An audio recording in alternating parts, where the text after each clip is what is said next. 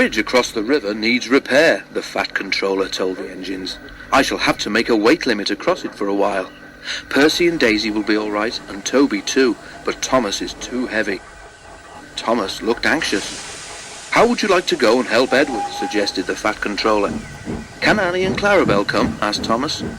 The Fat Controller shook his head. "They'll be needed here, I'm afraid," he said. "Daisy can't carry all your passengers on her own." Percy promised to look after Annie and Clarabelle, but they were sorry to see Thomas go.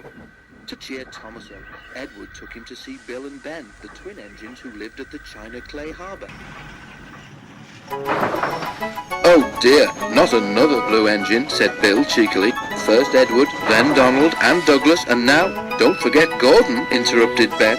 "He came here once by mistake, so he said. I don't think he enjoyed it much," he added innocently.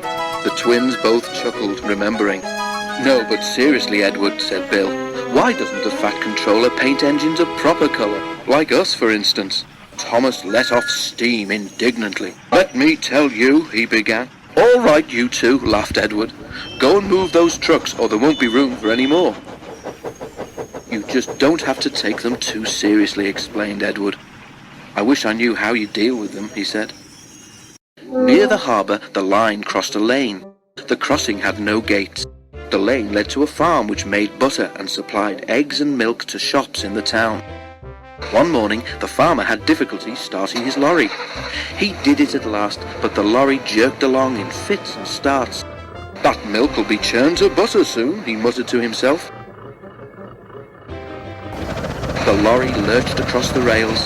The back wheels were just clear when its engine made a noise like a tired sheep and stopped. The back of the lorry was still jutting out over the railway line.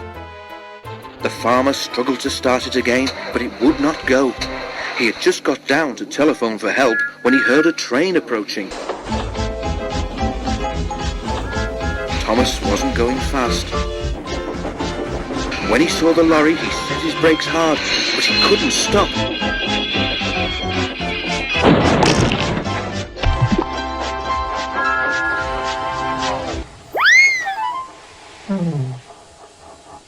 "Ugh!" he exclaimed. "Just look at my poor old lorry," said the farmer, emerging from behind the hedge where he'd been sheltering. "What a way to make an omelette!"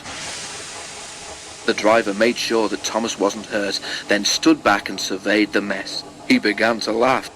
"It's not funny," said Thomas crossly. "You're not standing where I am," said his driver. "You look just like a scrambled egg, Thomas." "Well, if a scrambled egg feels as sticky and wet as I do, then it's very uncomfortable," said Thomas. "Please clean me." Both driver and fireman tried hard, but the heat of Thomas's boiler had cooked the eggs, and they were stuck fast. "Sorry, Thomas," said his driver at last. "We can't block the line any longer. We shall have to go on."